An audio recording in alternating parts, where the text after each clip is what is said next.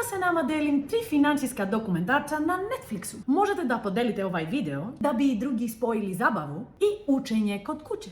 Naš prvi izbor, Get Smart with Money.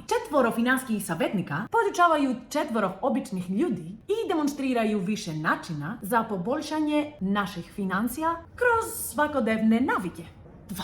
How to get rich. Jedan investicioni savjetnik pokušava da pomogne ljudima da poboljšaju svoje financije, baš kao što je i Gordon Ramsay pomagao restoranima. I mi učimo osnovne financijske koncepte na zabavan način. 3. Money Explained. Sveobuhvatna prezentacija koncepata kao što su novac, investicije, kockanje, strasti, dugovi, sve na jednom mestu. I sve to prezentovano kroz umetničku lupu.